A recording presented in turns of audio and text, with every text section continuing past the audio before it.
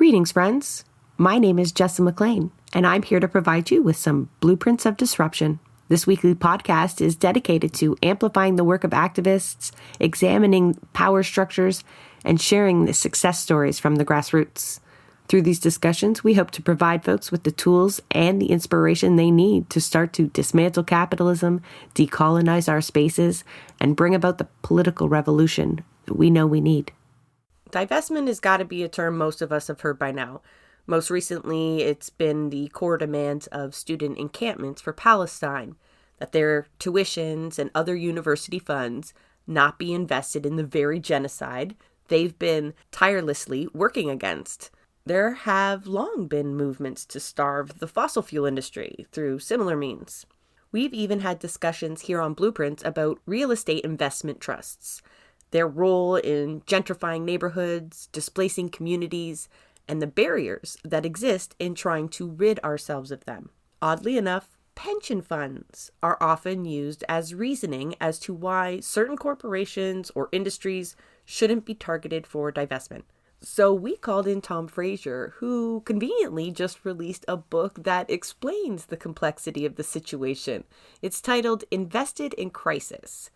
His book draws attention to the fact that pension plans, specifically those of public, unionized employees, are major investors in what he calls the web of awful.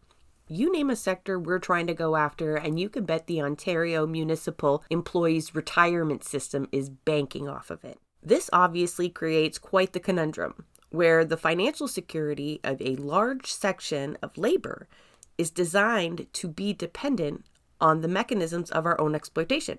Most ironically, you'll hear examples of pensions investing in companies that make retirement unaffordable. It might surprise you to also hear how we got into this Gordian knot, a term, by the way, that I learned in this episode, in which Tom will explain. But this knot now wound so tight, I'm convinced that gnawing at the edges of it won't do a thing but exhaust us. However, you will hear of examples of people working various angles of social investment. But I think even Tom agrees that those efforts will largely just be learning experiences and not tools to get out of this mess. Listen in and decide for yourself. Welcome to Blueprints. Tom, can you introduce yourself, please? Absolutely. My name's Tom Fraser. I'm a trade union researcher based out of Toronto, Ontario. And I'm the author of Invested in Crisis, Public Sector Pensions Against the Future, recently released from Between the Lines. The book kind of tells the story of how it came to be that Ontario's big pension funds became the owners of everything.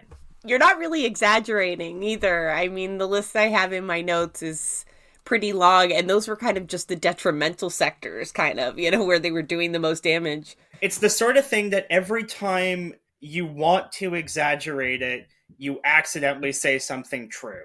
Yeah. And it's almost humorous absurdity cannot be overstated. I mean, it was literally just about a week ago, I discovered through just like a cursory scan through the teacher's pension plan that they're one of the co-owners of the company that makes Fortnite. We're talking top to bottom enmeshment in every aspect of our lives here. But you went digging for prison sector investment, because it's not just Canadian-based investments. It's obviously global, but I was surprised by that. No, I will say I didn't delve fully into different asset managers who might be involved in such things. When I was looking into the prison sector stuff, it was specifically at public-private partnerships in Canada, because all new prison expansion in Canada in the last maybe 30 years or so has been done through public-private partnerships, or P3s. I'm going to call them P3s for the rest of the interview, because public-private partnership is a total fucking mouthful. But that was something I was pleasantly surprised by. That was one of the first things that kind of got me started on this project. And I was actually surprised that they had never, owned a portfolio of Ontario correctional facilities. Yet.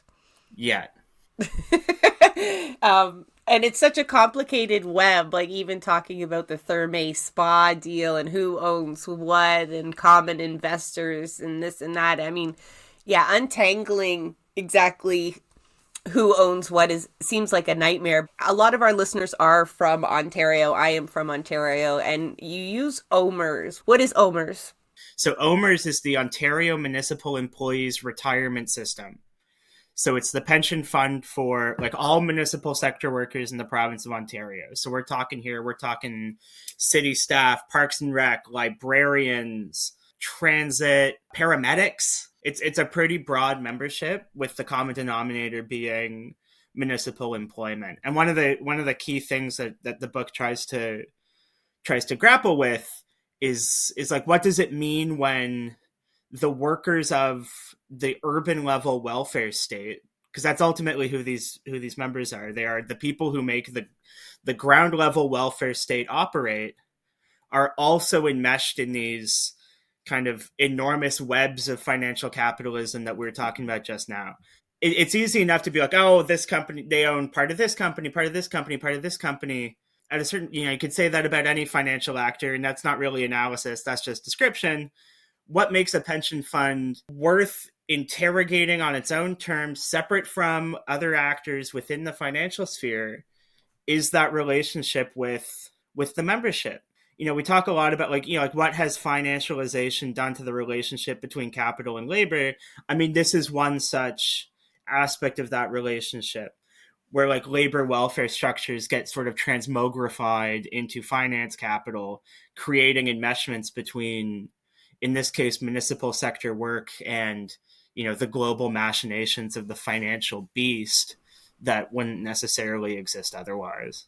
That becomes harder to swallow when you realize that a lot of the workers represented through OMERS are unionized workers. Mm-hmm. It's this vicious cycle. I mean, one of the most obvious examples I think that you use is around long-term care, and how investments in long-term care and other avenues become such a detriment to retired people, right? So the retirement fund that they need to rely on is actually making it more expensive to get old. But there's countless examples that you give where, and the audience will probably be able to think back to a couple discussions that we've had, especially divestment is a big topic, not just through Palestine, but climate change and other avenues of change. People are, going to different investment funds or pleading for folks to draw their money out of certain institutions. And real estate investment companies was one that we focused on, talking about tenant rights a lot. And they're up against these big companies, and then finding out that a lot of these pension funds are so heavily invested in the idea of these real estate investment trusts. And so then the idea of ending that practice, demonizing them and divesting from these kinds of things would then harm the seniors in our community, right? That's that line you're given, and I've never really had an answer to that. Well, what do you do then when people's pensions are relying on exploitation? Mm-hmm. Yeah, I mean, like it's a totally miserable Gordian knot, right? The way that I describe it in the book is what I call the pension contradiction. And the core of the pension contradiction is that in the age of financial capitalism, primary kind of forms of value accumulation for an investor come from the enclosure of social necessity, whether that be housing, whether that be critical infrastructure such as long-term care, but also water utilities, power utilities, these sorts of things. So those pieces of necessity become really kind of the only kind of possible location for, really kind of steady return for a financial investor, at the same point as those sorts of infrastructures, what we can kind of call social reproductive infrastructures, are also those same infrastructures which are necessary for processes of getting old. Because ultimately, what is the purpose of a pension? The point of a pension is to supplant the wage in retirement. All right, what's the point of the wage? The point of the wage is to reproduce the worker day over day, yada, yada, yada. And so what happens is that the instance of retirement, you get the collision between the two sides of this contradiction. You have the part where, as someone getting old in the province of Ontario, you're getting royally fucked by your pension fund, or that fucking is being, kind of geographically displaced depending on, where the kind of investments are taking place, because that's also a big part of this story. But on the flip side, in order to have the wage replacement in old age, you do need to be a participant in that system. The instinctive, our pension funds are doing evil, just burn it to the ground, is never going to be, one, it's never going to be kind of politically palatable in any sense whatsoever. But two, it's also probably not particularly, rational from a political economic perspective. Because, the structure of the society in which we live is one in which there is like a reasonable investment and a reasonable expectation on the part of pension members that there is, consistent, solid returns. But we now live in a post-industrial political economy where the creation of value occurs via the privatization of social reproduction. And that's where you end up with this terrible sort of web of everything bad. Let's talk about the web of bad just a little bit before we really unpack some of the solutions that you propose other than burning it all down. Like you said, OMERS and other, even provincial public sectors, Ontario isn't the only culprit here, right? It's very normal for these pension funds to be invested. You mentioned long-term care and pipelines, real estate. You give one example. I read an excerpt there specifically on Thames Water. Thames Water. Thames Water in London. All kinds of reasons why one would not want to be invested in this kind of financialized infrastructure, water infrastructure. I mean, just a litany. It seems like even financial reasons one wouldn't want to invest in this company, to be honest. Do you have any other kind of egregious examples where, like you say, the system that's meant to kind of take care or supplement retirees because there's nothing else for them? I mean, in an ideal world, we wouldn't need pension funds, right? We'd already be taking care of one another with, a universal basic income at the very least, or the end of commodification of our needs. But before we get there, so I mean, probably the most hit you over the head, beat the crap out of you, holy crap, how is the irony not so obvious one, is OMERS owned for a little while like a medical lab company in Alberta called Dynalife. And Dynalife attempted to get rid of the defined benefit pension for its employees. So here you have a pension fund owns a medical lab company, which also is the kind of thing that probably should be socialized anyway, but we can put that to the side for a second. They directly own this company, and this company, which is independently run. So, it's not the barking orders are not coming from the OMERS office, but OMERS is the owner of this company. The company, in an effort to reduce costs, i.e. to accrue value for the pension fund, saw cost savings in removing the pension fund that its own members that its own employees had access to. So that's probably the most overt one. Thames Water, I mean, it's too funny and bonkers to not kind of dwell on it for a little bit, simply because it's become such a scandal in the UK and has been a total kind of non-entity in the Canadian media. So for context for listeners, Thames Water is the water utility for the entire city of London and like a couple kind of outskirt suburbs. And basically in the mid 1980s, Margaret Thatcher privatized all of the British water utilities and started this like central water commission called Ofwat. Part of the privatization process was that she actually totally forgave all of the debts of these water utilities so that private investors could start with a fully blank slate when they bought these utilities. After a few rounds of kind of different sort of private owners, one of which was the Australian infrastructure fund Macquarie, which people in kind of critical infrastructure studies land will be very familiar with Macquarie. It really is kind of one of the classic private equity asset managers in the infrastructure game. Macquarie stripped Thames Water to the fucking bone in order to get every last penny of value they could out of it. They then flipped it, and they flipped it to a coalition of patsies, just like total useful idiots, which included OMERS and BC Investments. The infrastructure of Thames Water is literally falling apart. Swimming pools full of sewage in the Thames. Probably the funniest part of all of it is that normally you read the headline, Oxford Cambridge Big Row gets cancelled, and you laugh because fuck them. But this time, this was maybe, I can't remember if it was last year or the year before, it was canceled because Thames Water had leaked so much shit into the river that they actually couldn't safely row in it.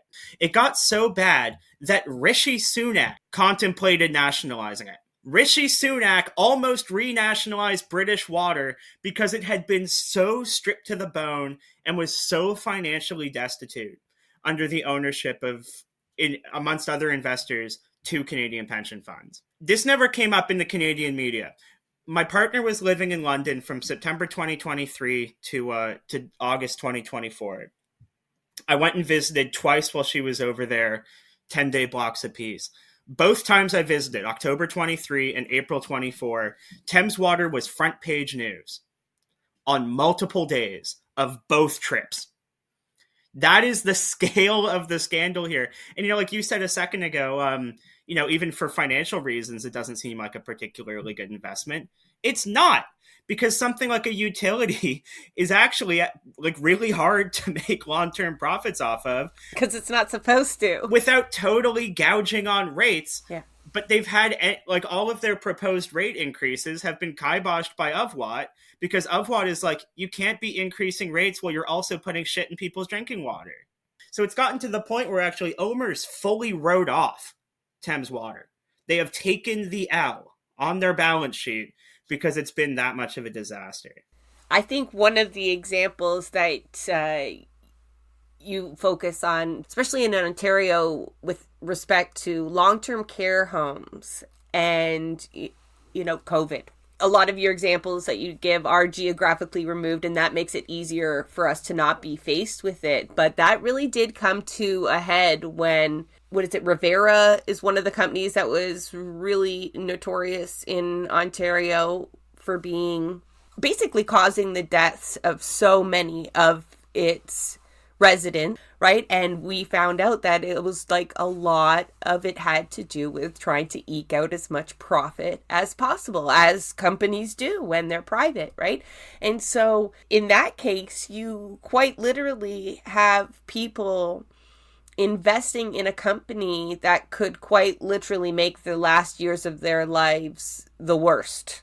And they gain more in pension the more cost saving measures that these long-term care homes take. For now, that's really the only place that they're allowed to invest when it comes to health care. That's not guaranteed forever. And the avenues of privatization in healthcare just keep expanding. So I feel like you do flag that, thankfully, as like one of the sectors that is extremely problematic in terms of like tying our security in old age to, like just endless forms of not just exploitation, but commodification of very necessary things. Yeah, and Ontario teachers have been players in that space as well. Actually, they're not anymore. As of like 3 weeks ago, they're not. They sold the company Amica, which is a large retirement home chain. There is a distinction between retirement home and long-term care home. Long-term care homes are kind of higher care level and are government funded, whereas a retirement home is structured basically like a private residence that just so happens to have PSWs. Almost entirely unregulated, governed just as much by the Landlord-Tenant Act as by the Retirement Home Act. So Ontario teachers owned this chain of like upscale luxury retirement residences, which is mostly in BC, but has recently been expanding more in Ontario.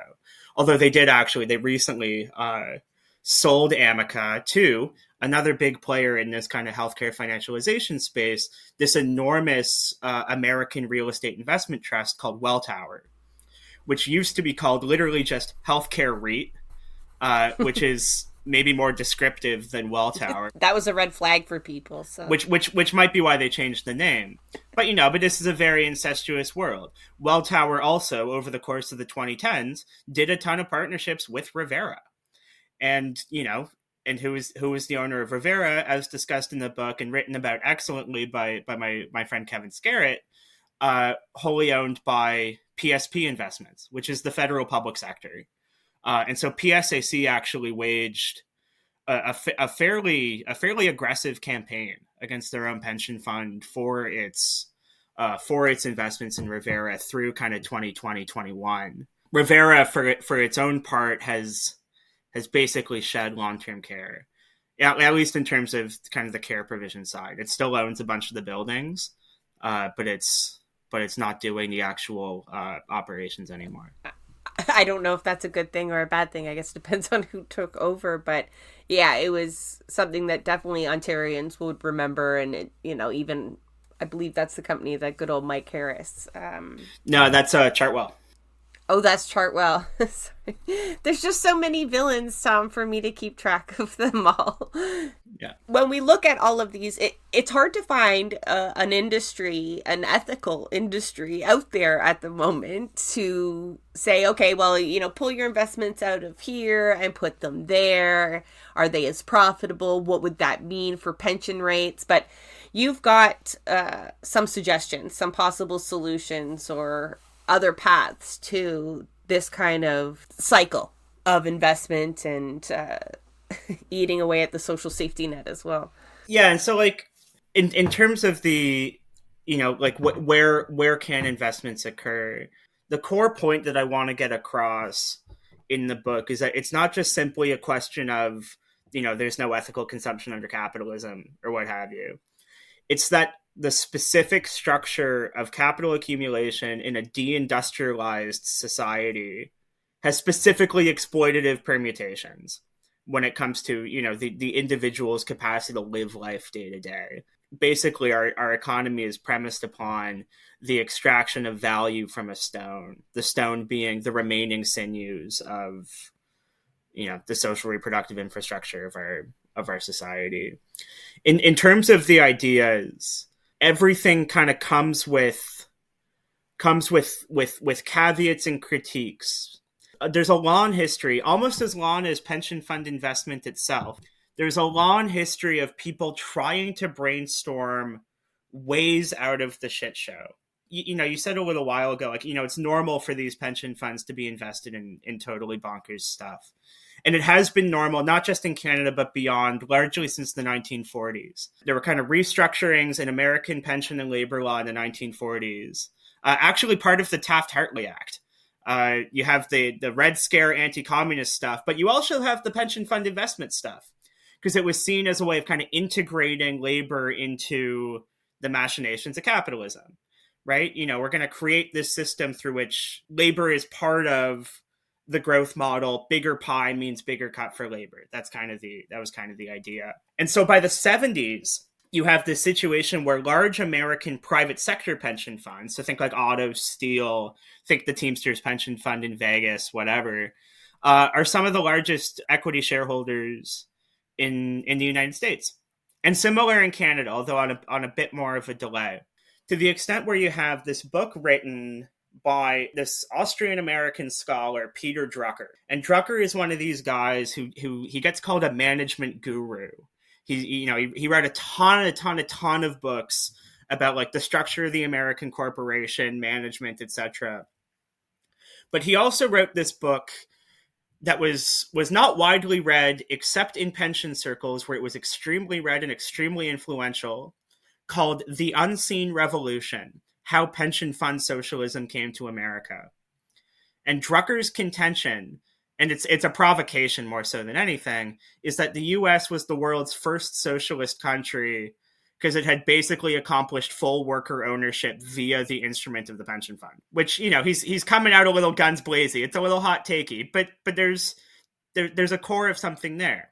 Did he believe that as a good thing? It was more he was remarking on it as kind of like a state of affairs, and was trying to figure out like what the implications of it were for like the long term of basically like the American financial sector. This is a conservative guy. This is not a left wing figure Okay. by any stretch. Because I'm wondering if anybody foresaw this conundrum. I'm struggling to find a word for it. I think you called it a knot. I wasn't familiar even with the term. What did you call it? Oh, the Gordian knot. That's like it's the symbol. It's like all the rope is so entangled that you have to cut it with a sword. Okay, so that doesn't quite explain what I'm trying to, but it's that cycle of having to rely on the pension and then the pension contributing to exploitation, not really owning the means. I mean, we'll get into that because you talk about democratizing investment so that it would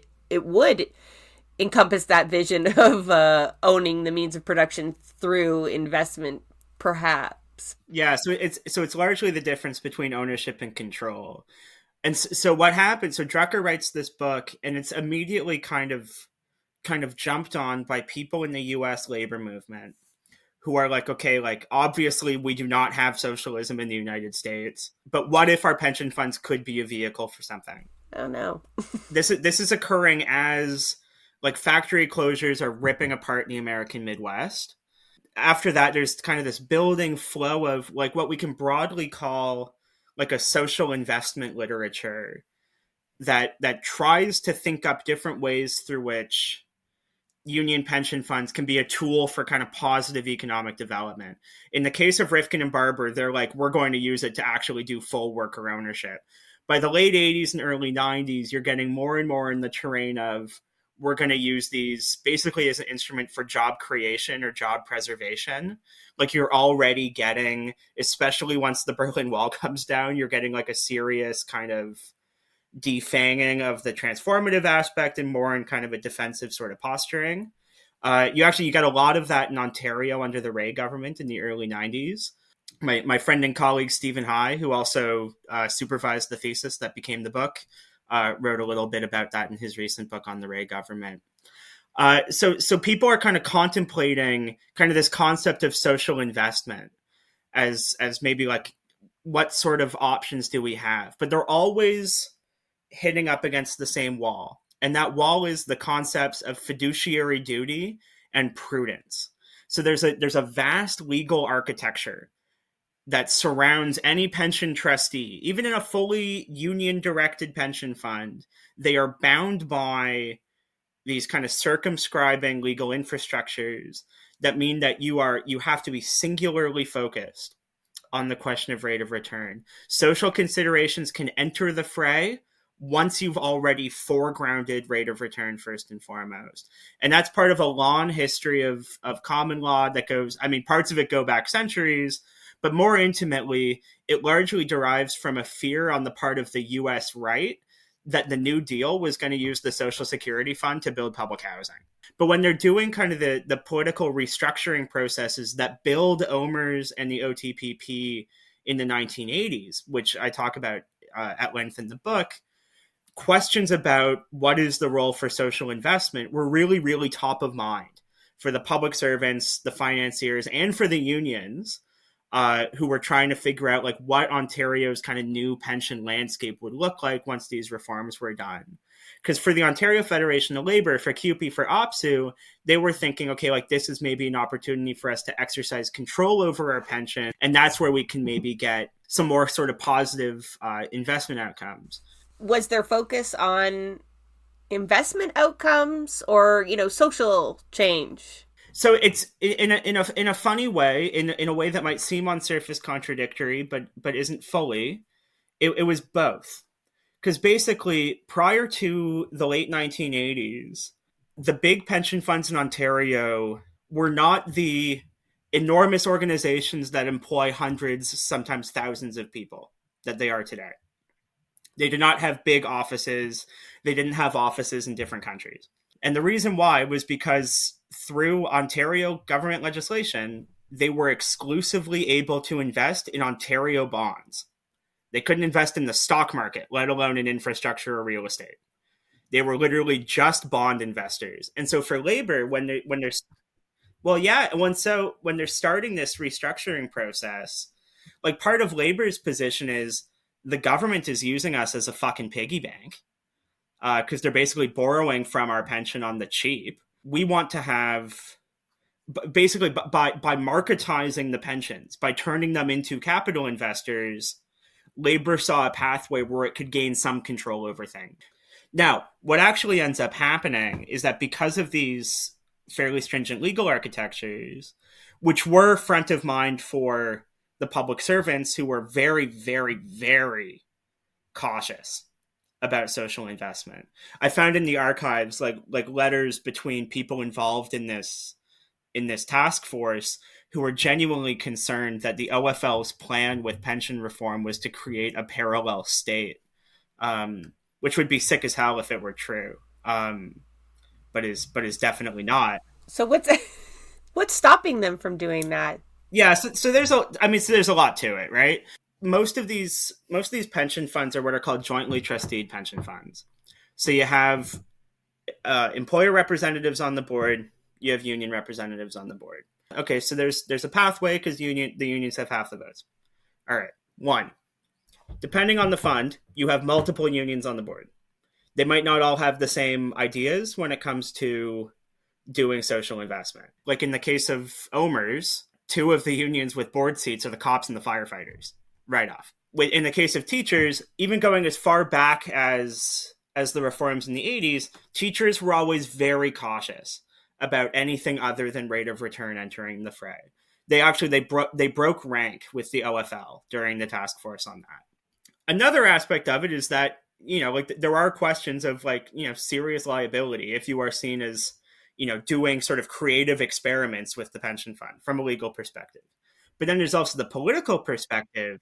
Because it endangers the rate of return? Exactly. But then there's also the political perspective, which I think is a real consideration and something to be thinking about as people hopefully kind of try and organize around these things, is the political question of, why are you fucking around with my pension? They're always fucking around with the pension, though. Like, nobody questions when somebody does some sort of cost-benefit analysis and decides that X company is worth investing in.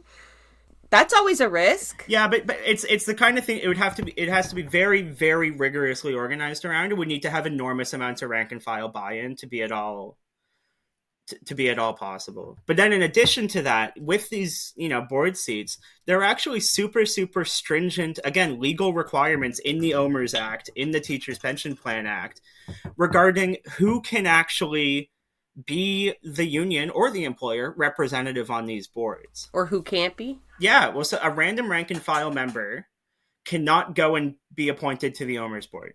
So there are these super stringent requirements surrounding investment expertise, actuarial expertise, because you're also doing plan administration, not just plan investment, that sort of put barriers upon, the board as being any sort of real meaningful vehicle, to the extent that I think it's by and large probably not worth attempting to put too much energy into, in the same way as, I don't see kind of ESG investment, like environmental social governance investment, for the most part, as being a particularly positive use of energy. That reminds me of, talking to a tenants union, and they were just talking about the bureaucracy within City Hall and how they're typically trained by institutions that are funded by developers. So when they go through that schooling, even though they may have good intentions in getting into the sector or whatnot, they are kind of, this ideology is pushed into them that,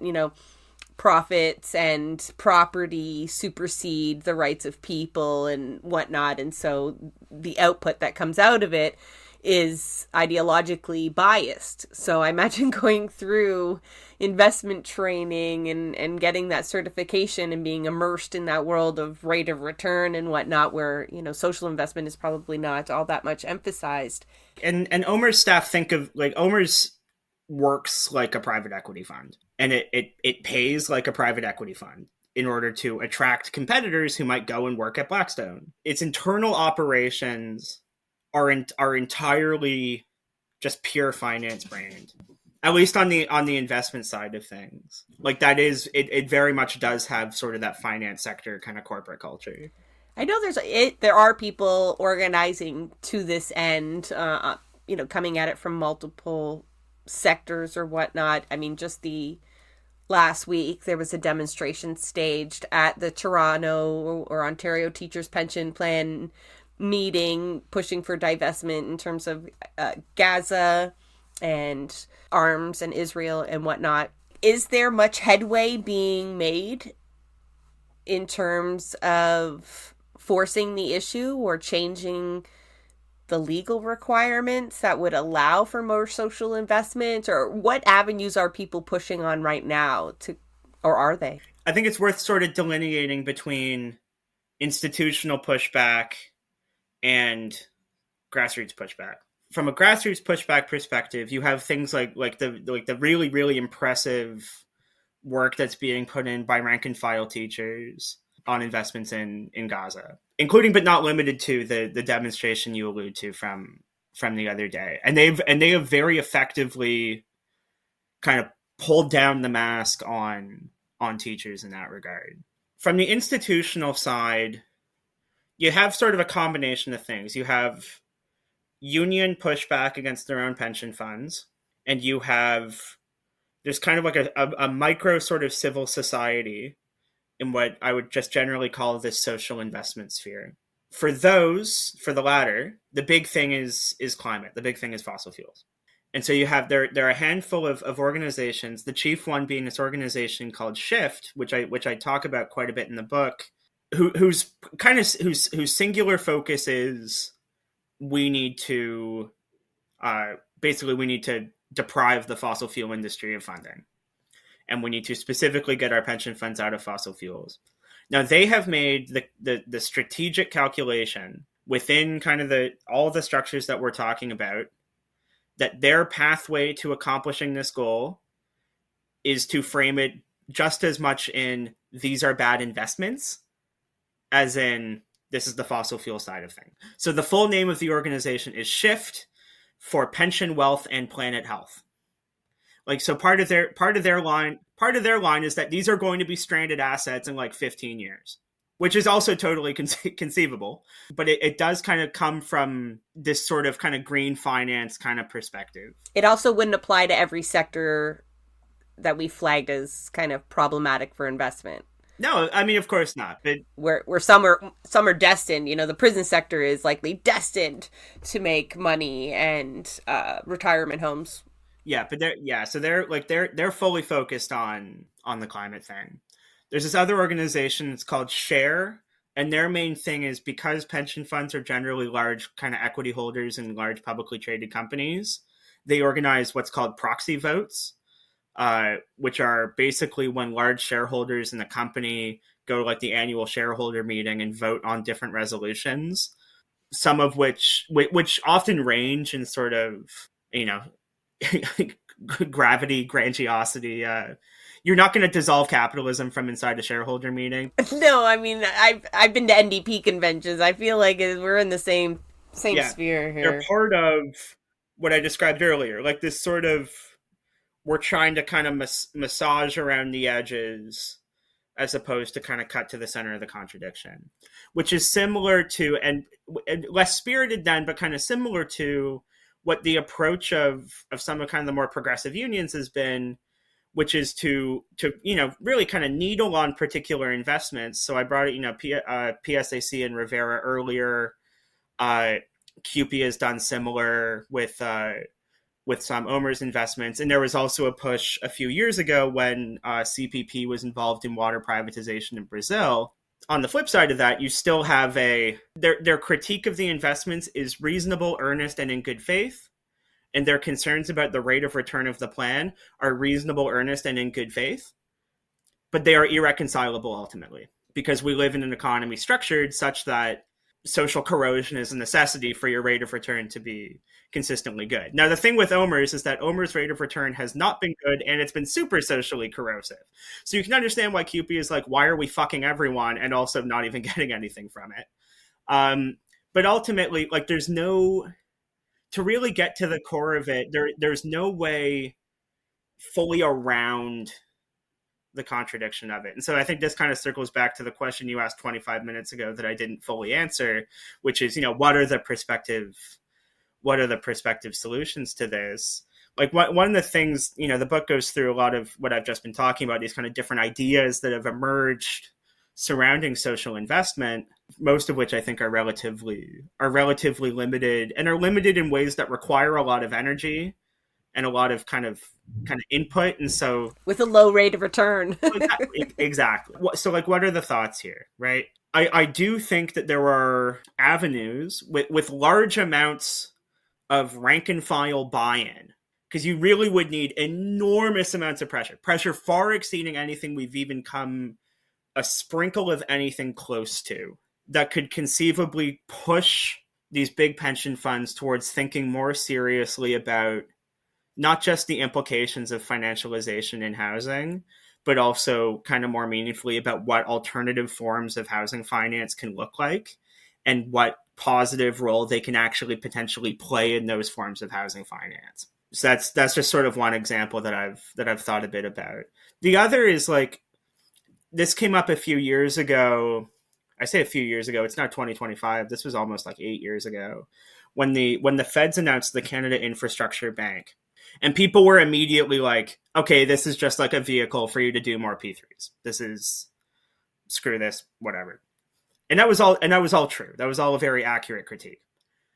I do think there is a version of the Canada Infrastructure Bank that could exist in a positive, worker-driven, worker-owned way. You would also have to have it set up such that the pension fund is not the owner of the asset, it's just the financier of the asset who will be repaid by the government, so it remains, at least by and large, state-owned. So if before the 1980s, the modernist state built things like public housing, in part by borrowing from the pension funds, we all know from, histories of the post-war welfare state nationalization that national ownership and worker ownership are not the same thing. But nationalization can also be an extremely kind of useful political tool for decommodification.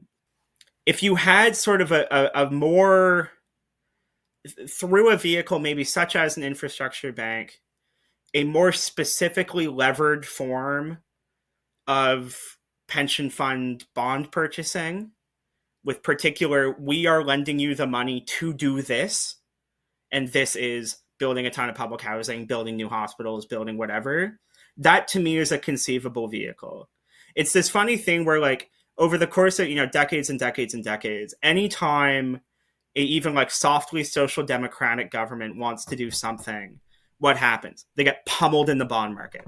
They get cut off from loans, credit ratings go down, and suddenly they're financially destitute and unable to do anything expansionist. Happened to Mitterrand, it happened in New York. Why does capital get to use the bond market as leverage, but labor doesn't? Why can't it be used towards affirmative developmental ends rather than restricting an expansionist state? I'm not an economist, let alone someone who designs very specific financial vehicles, but that's just kind of where my head has been recently. The idea is behind some of the solutions that you're proposing here is to get to a point, although like whether it's legally feasible because you're maybe going at your rate of return, but the part of the formula that's not really being taken into account is, the cost of living or the quality of life that you improve for the members of the pension fund through these social investments, right? Through ethical investments or into infrastructure, or you mentioned nonprofit long-term care as an example in your writing. And so those are calculations that, can't go in a spreadsheet, but it's just as speculative as investing in a company or a sector. Some might be a little safer than others, but there's no guarantee that taking those steps, the capitalists, don't take it back in some form or another. So it's like not guaranteed, but that's the idea, I suppose. Yeah, well, so like this is what, like, ultimately I think the goal should be a world where having a big pension is less important. Not needed. Yeah, well, and eventually getting to that point. That's my ultimate end goal in my notes there. We wouldn't need pension funds. Well, yes, like this didn't hit me while I was writing the book, so it's not in the book, but it's hit me on the launch tour.